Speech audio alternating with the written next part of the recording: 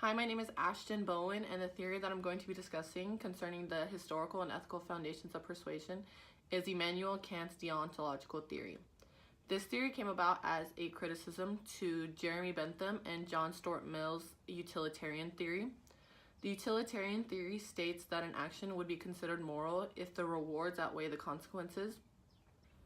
However, Immanuel Kant saw the flaws in this theory that show that because the action itself may be immoral, but the rewards outweigh the benefits, that should not mean that the action will be considered moral. Thus, Immanuel Kant created the deontological theory. The deontological theory states that an action is considered moral solely based on the intentions of the individual performing the action. So if his intentions are moral and ethical, then the action will be considered moral and ethical. And if the intentions were immoral and unethical, then it would be immoral and unethical. However, this does have some flaws of its own, just like the utilitarian theory. It becomes too strict on certain situations and doesn't allow for exceptions to the rule. However, this theory seems helpful in determining the ethics of a situation. An example of this theory in the workplace was when I worked at a theme park as a cashier at a food stand, and I was forced to stay past my shift because there was no one else to stay for me. I was on my feet all day in the hot sun, and around 4:30 a huge rush came into the stand, and I had asked if I would be able to leave at 5, expecting that they would say no because the person who was supposed to replace me still hadn't shown up. And so when I asked them, they said that yes, I would be able to leave at 5.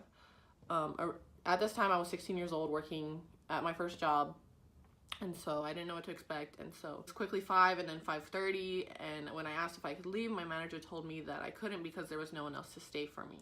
And I said, okay, that's fine. I just had to let my mom know because I was 16 and she would be worried and was expecting to pick me up at 5.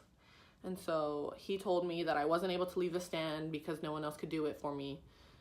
And so I just wasn't able to tell my mom. So I was forced to stay, and it was quickly 7 o'clock and the rush still hadn't died down when he came rushing over to me and told me that I needed to call my mom because she was worrying about me and had thought I had gone missing. And so I quickly went to go tell her where I was and what happened.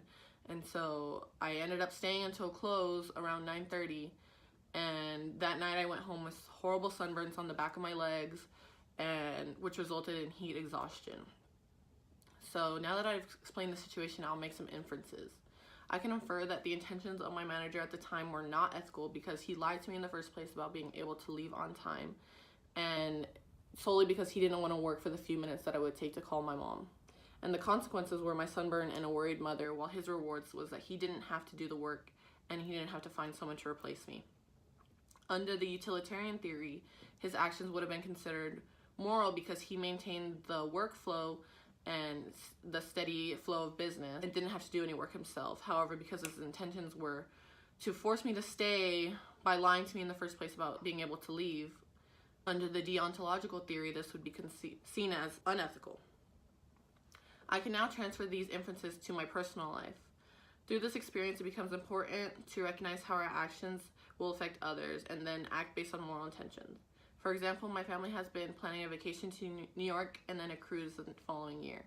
However, my great-grandmother has said that she's been saving and excited to go on a cruise this year, and so we decided to change our plans so my great-grandma could go before it's too late.